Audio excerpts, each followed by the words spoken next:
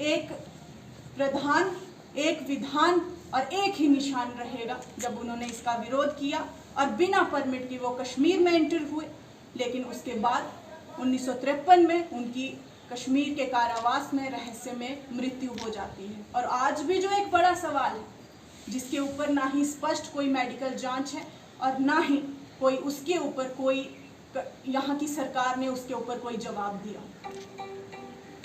भारत जब आज़ाद हुआ उसके बाद वो पहले उद्योग मंत्री बने, जिसके बाद उन्होंने कई आर्थिक ऐसे बड़ी नीतियां रखी, मैं कहूँगी कि ऐसे मुद्दों के ऊपर उन्होंने बात की। लेकिन उसके बाद क्या हुआ? उन्होंने जब समझा कि नेहरू सरकार की कुछ ऐसी नीतियां हैं जो राष्ट्र के हित में नहीं है, तो उन्होंने सरकार को, नेहरू सरकार से अपना इस्तीफा देना सही समझा और एक विचार की तरफ एक अपनी दिशा को जो है उन्होंने मोड़ा। आज मैंने पार्टी छोड़ी, मैंने एक दल छोड़ा, डॉक्टर श्यामा प्रसाद मुखर्जी की जीवनी को समझा। उन्होंने भी उस विचार को अपनाया कि जो राष्ट्र हित के समर्थन में है, उन्होंने भी उस विचार को अपनाया है। क्या हमें धारा के साथ बहना चाहिए या विचार के साथ चलना चाहिए? जब मैंने इस चीज को समझा तो मैंने पाया कि हमें धारा के साथ ना बहकर विचार के साथ चलना चाहिए। और आज विचार क्या है?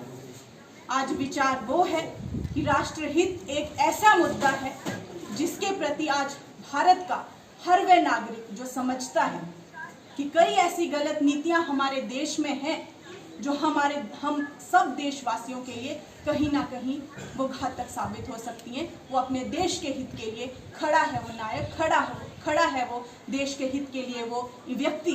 मैं समझती हूँ कि मैंने उस अगर धारणा को मैंने अपनाया है तो मैंने शायद एक सही कदम जो है उस विचार की तरफ अपना पहला कदम बढ़ाया है, जिसके लिए मैं बहुत आभारी हूँ, पार्टी की आभारी हूँ। नरेंद्र मोदी जी के उनका जो एक नेतृत्व है, नरेंद्र मोदी जी की एक जो छवि है, उसके अंतर्गत अगर मुझे काम करने का मौका मिल रहा है तो मैं अपने आप को सौभाग्यशाली समझती हूँ। अब बात करते हैं बनी के कुछ मुद्दों। बनी में कई सारे मुद्दे हैं जिसके लिए मैं पहले भी कई बार हमने बात की है। मुझे फर्क नहीं पड़ता कि मैं किस पार्टी से मैंने चुनाव लड़े या किस पार्टी में रहकर मैंने बात करी। मेरा एक फैसला रहता है कि बनी के हित के लिए, बनी के लोगों के लिए मैं बात करूं, जिसमें लोगों का फायदा हो, ना कि मेरा अपना या मैं अपनी कुर्सी के लिए। मुझे कुर्सी तो अभी यूं मिली भी नहीं है और मुझे लालसा भी नहीं है। अगर कुर्सी की लालसा मुझे होती तो मैं इस वक्त अपनी पार्टी को जिसमें पहले थी मैं उसे नहीं छोड़ती और भाजपा का दामन मैं नहीं थामती। लेकिन इस वक्त बनी में जिस तरह की राजनीति चल रही है वो हमारे बनी के आम लोगों के लिए घातक है। आम लोगों के लिए उसमें बहुत नुकसान है, क्योंकि चंद कुछ ऐसे लोग अपनी सत्ता के लिए, अपनी कुर्सी के लिए भोले भाले लोगों को छल रहे हैं और उनका इस्तेमाल कर रहे हैं, जाति का नाम लेकर, धर्म का नाम लेकर। लेकिन मैं सवाल करना चाहूंगी कि अगर आप जाति और धर्म की बात कर रहे हो, क्या आप उनका फायदा कर रहे हो? क्या आप बेनिफिट उनको दे रहे हो या क्या दे दिया आपने? आप सिर्फ अपने लालच के लिए उनका इस्तेमाल कर रहे हो। तो मैं बनी की जनता से हाथ जोड़कर विनती करती हूँ, आप डेवलपमेंट के ऊपर चलिए, आप डेवलपमेंट की बात करिए। आप इन जाति पात से बढ़कर बहुत ऊंचे हो। आप इन सब घोटालों में, इन सब बातों में आपको आने की जरूरत नहीं है। आपके साथ भाजपा पार्टी खड़ी है और आज छोटी सी कार्यकर्ता को अगर भाजपा ने अपने साथ जोड़ा है तो कहीं ना कहीं वो इसलिए भी कि शायद मैं बहुत अच्छे तरीके से बनी के लोगों के मुद्दे रख सकती हूँ और छोटा सा योगदान बनी के डेवलपमेंट के लिए दे सकती हूँ। और मैं दूंगी, मैं कभी पीछे नहीं हटूंगी। सब बनी के जितने भी हमारे एक्स एमएलए जीवनलाल जी हैं या हमारी डीडीसी मैडम हैं या हमारे जितने भी भाजपा के सीनियर नेता हैं, सबके साथ मिलकर बनी की जनता, बनी की आवाम के लिए आवाज उठाएंगे और उनके हक और हकूक के लिए लड़ेंगे। सबसे पहले हक की मैं बात करूं, पहाड़ी स्टेटस की बात करूं। जो इलेक्शन टाइम में, चुनाव के टाइम में ये कहा गया था कि 15 दिन में बनी की जनता को पहाड़ी स्टेटस दिया जाएगा। आज 9 महीने से ज्यादा का वक्त हो रहा है, आज कहाँ गया वो पहाड़ी स्टेटस? बनी की डेवलपमेंट के ऊपर बात की गई थी, कि बनी में जो करप्शन हो रही है, जो जल जीवन मिशन है, जो पीडब्ल्यूडी डिपार्टमेंट है, या कई ऐसे जो पीएमजीएसवाई के डिपार्टमेंट हैं, तब उस वक्त यही नेता बात करते थे कि जिसमें घोटाला हो रहा है, मैं आते ही उन घोटालों को बंद करूंगा और लोगों के हित में काम करूंगा। लेकिन 2 दिन हमने वो आवाज़ ज़रूर सुनी जीतने के बाद, लेकिन उसके बाद वो आवाज़ कहीं गायब हो गई। अचानक से यूँ आवाज़ का बंद हो जाना क्या समझे हम? क्या ऐसा आपको कहीं पर कोई सांप सूंघ गया, या किसी ने आपको ऐसी कोई जड़ी बूटी खिला दी कि आज आपकी वो आवाज़ें बंद हो गई, या आज आपको लोगों के मुद्दे दिखने बंद हो गए? आज आप गवर्नमेंट के काम को अपनी नेम प्लेट्स दे रहे हो, वहाँ पर अपनी नेम प्लेट्स लगा रहे हो, पंचायत के कामों को अपने काम बता रहे हो।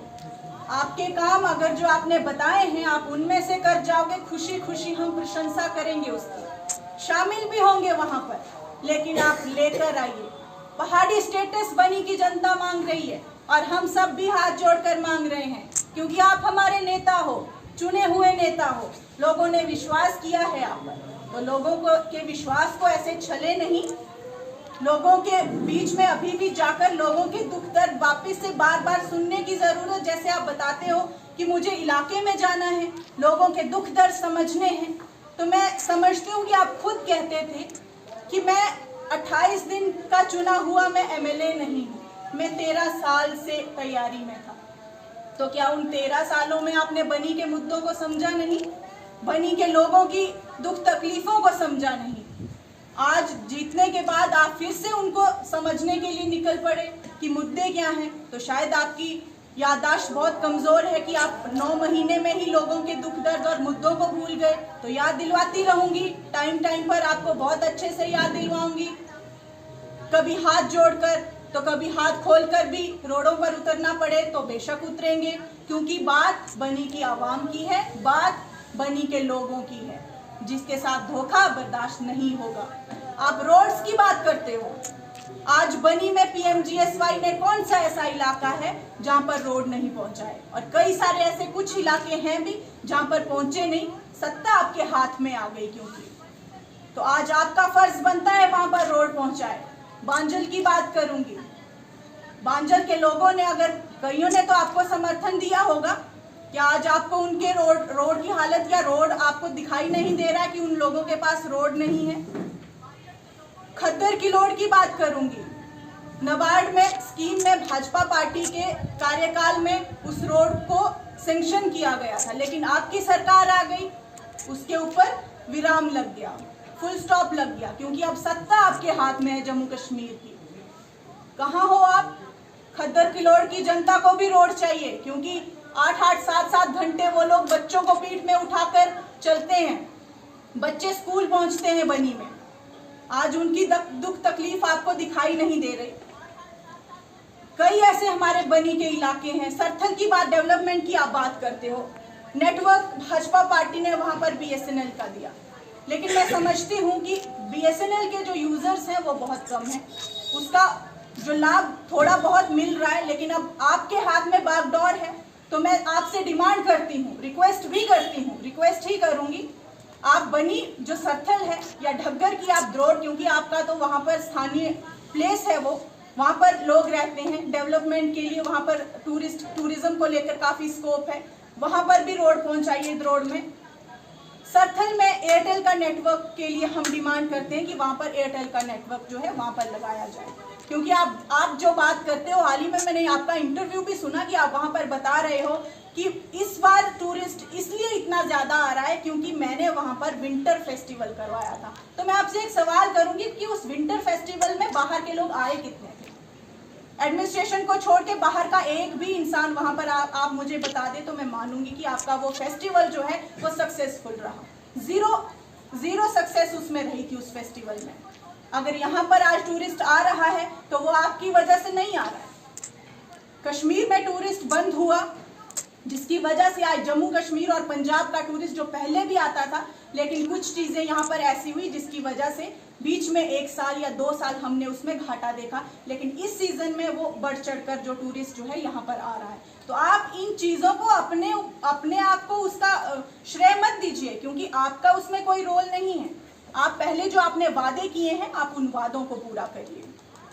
अगर आप उन वादों को पूरा करोगे तो हमें खुशी होगी कि बनी की जनता को खुशी होगी। माना आपको हार श्रृंगार करने या अपने ऊपर हार फूलों की बरसात करने में काफ़ी मज़ा आता है कि लोग आपके ऊपर फूलों की बरसात करें, लोग आपका स्वागत करें, ढोल नगाड़े बजाएं, बहुत अच्छी बात है। लेकिन अगर आप बदले में कुछ उनको फल भी दें उसका, तो शायद वो ज़्यादा अच्छा होगा।